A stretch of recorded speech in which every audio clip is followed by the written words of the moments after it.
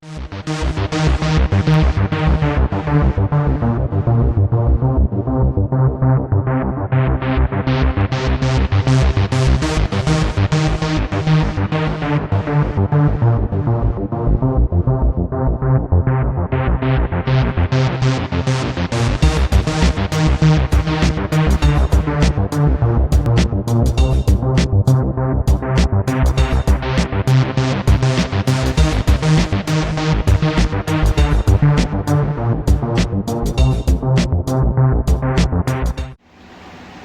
y'all, it's Paula with Hillbilly Orchids.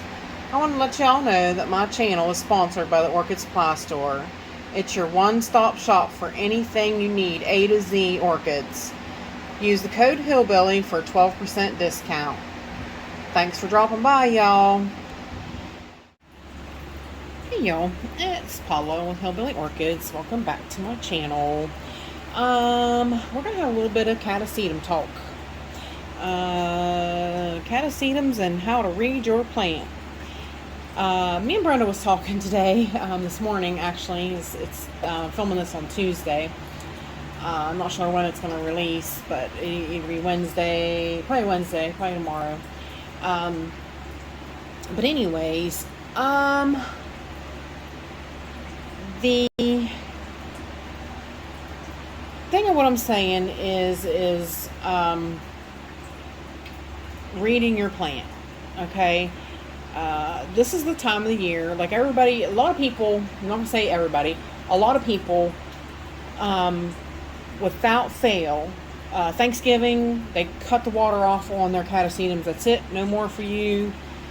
So that's it till you grow a new bulb and you start over again, blah blah blah blah blah blah. I don't do that, and I can't do that really, because if I would do that, I really would mess up a lot of my plants. And that's why I'm saying, read your Catasetum. Okay? Now, but see, I do things a little bit differently than some people do. And, it's all your own thing to do. This is how I do it. You don't have to do it how I do it. You can do it your own way. And you can vamp your own way. You know what I mean? So, nothing's set in stone. Anytime anybody gives you a guideline of how to grow a plant, that's all it is a guideline. It's a recommendation. It's a guideline for you to use so that you can adjust that to your growing environment. If somebody tells you, well, this is it, this is how you do it, and that's that, I probably wouldn't listen to them. So that's just my opinion on that one. Basically, right now, I've got Catasetums in 3 different stages. So, let me show you what I mean. As if you can't see in front of you, I've got 4 of my smaller Catasetums right here. Okay?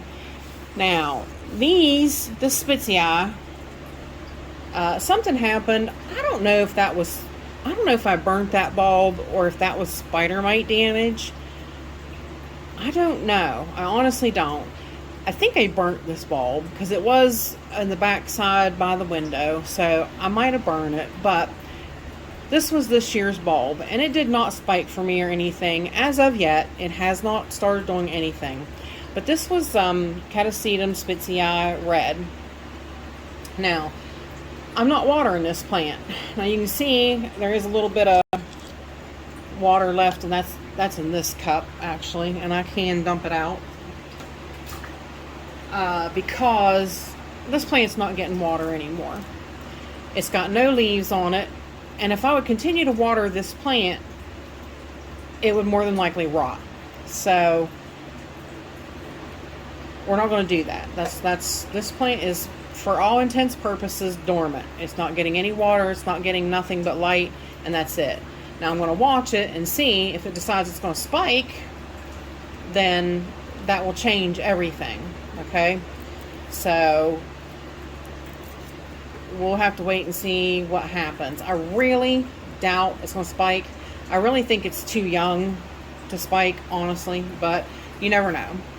So for all intents purposes, this one is dormant. No water. Now this one is a Pileatum. This is a Pileatum F Imperial Pierre Curette across the South. This one, for all intents purposes, is dormant. I accidentally broke this bulb this year, so this plant is really mad at me. It's really fussed and angry at me. I have not. This plant has not gotten treatment well from me.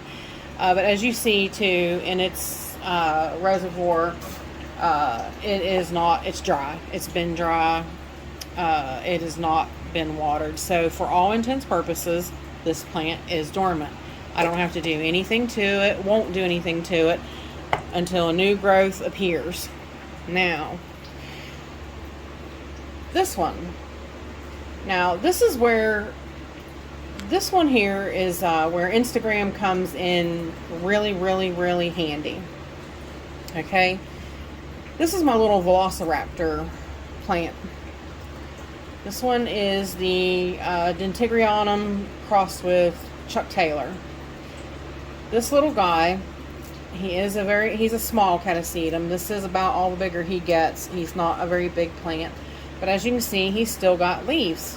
He's still got very green, nice leaves. Okay.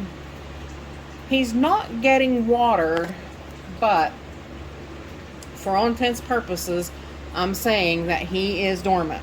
Okay. Now, if you see though, he's got roots. He's got roots in there. This medium, still though it's not been really watered, it's moist looking.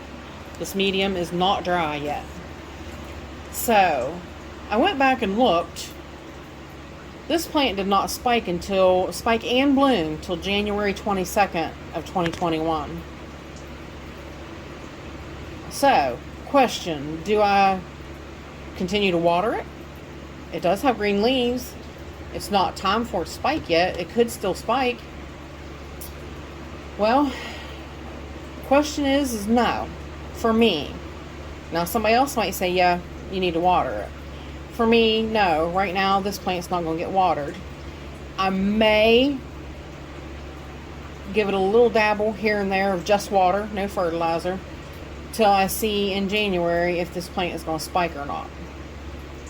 So that is the situation with that. And that's just because I'm reading that plant. And sometimes you can look at a Catasetum, which this one, I don't know, can be a little deceiving. I don't know if it's really evident or not, but let me see. Let me zoom in a hair so I can get the stupid light to come on, so it shows you a little bit better. There you go. There's a close-up. Now, a lot of Catasetums will turn white looking like this is, with the dark veins, to indicate that this leaf is going to come off soon. Now, sometimes that's possible. This plant's like this though. So see, it can be a tricky. Not all plants will get that white looking look to them before they turn the light back off so I can zoom back out. So yeah, so a lot of times, sometimes some Catasetums you can tell that on, some you can't.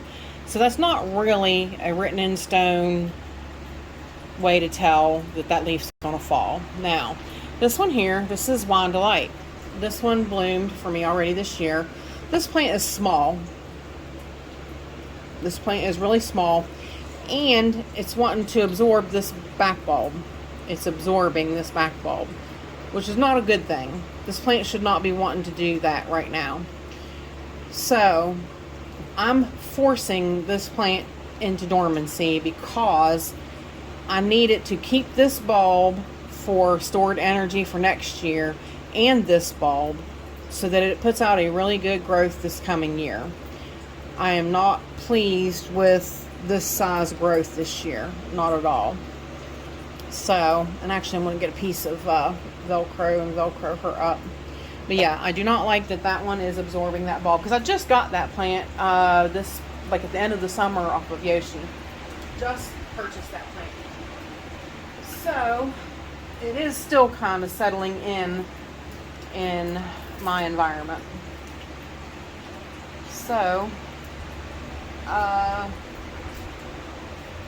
hopefully this one's big enough. If not, maybe I only need to do the one.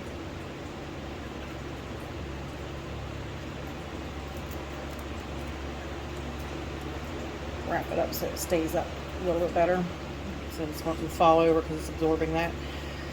So yeah, but again, and this one has lost a few leaves already, but again, even from the last time that I watered this, it has no water in the reservoir, but this medium is still a little moist, and I'm trying to get it to dry out, because I'm going to force this one into dormancy, because I need the energy from these two bulbs to grow and produce a better bulb next year.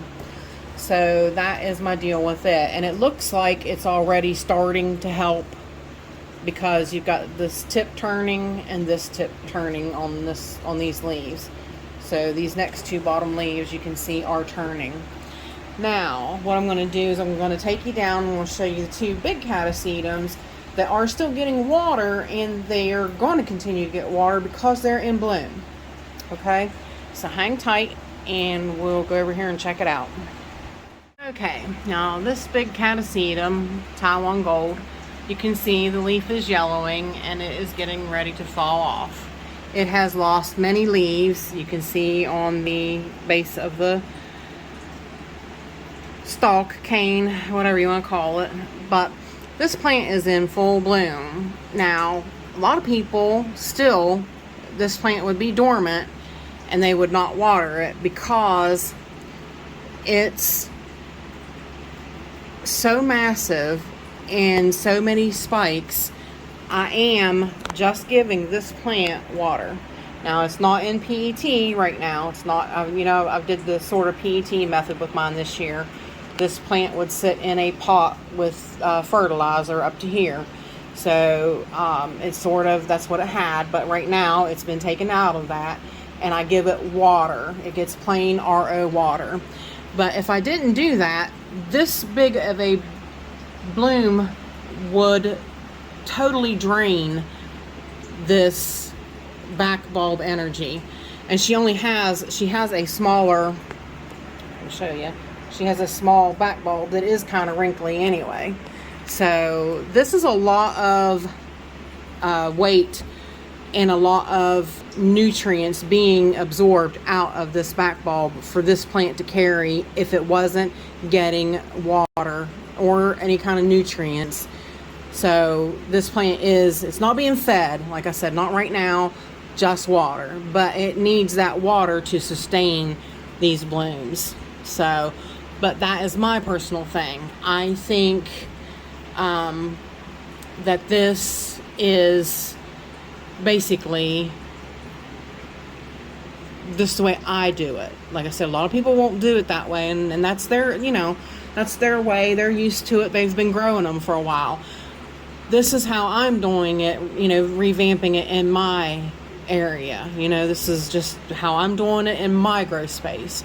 And as you see, these Catasetum types behind here, they all still have leaves. But now my Catasandras I am not watering them. I'm letting them go a little dormant. And you can see back there on that one, the leaves are starting to yellow a little bit.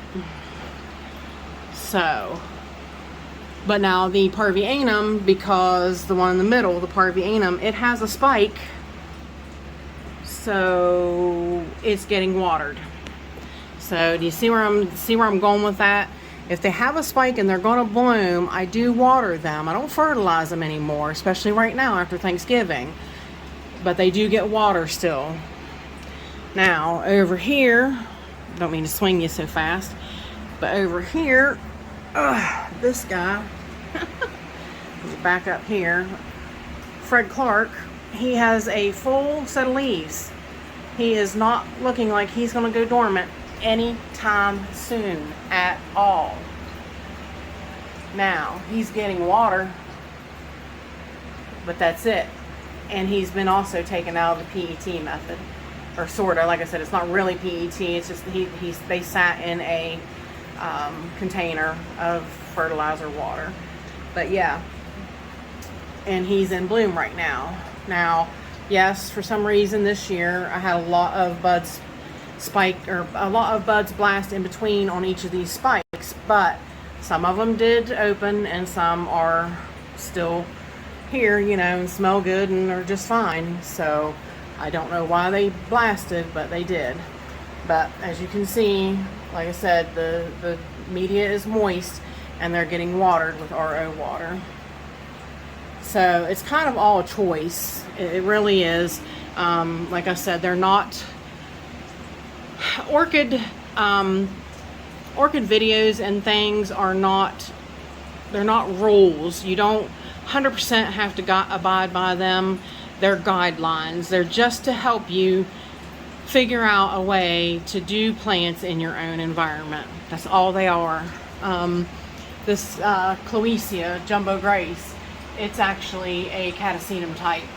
Now, it's no longer sitting in water, but it got watered. It got just a little bit of water on watering day. I watered around it and moistened everything really well, and that's all that one will get. Now, once the spikes are gone, then this plant will go into dormancy. I'll stop the water, and that will be the same thing with the Fred Clark and the Taiwan Gold.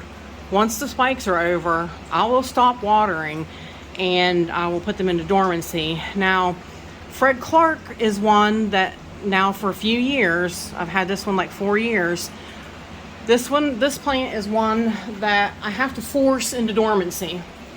I don't know why. It's always been that way. I have to really take away its water and really force it to go dormant. And it's really kind of off whack with how it does. A lot of people's, normally are already done over with blooming and in complete dormancy right now. Mine's still, like I said, looking all green and nice and got the blooms. So you just never know, and that's why you just have to be able to read your plant, especially your Catasetums. So that's my Catasetum information for right now. For the last part of the year, we'll talk about them a little more in the spring. And so with that said, if you guys have any questions, please feel free to ask me in the comments. And with that said, I appreciate all you beautiful, wonderful people stopping by and hanging out with me. And bye for now, y'all, till we meet again.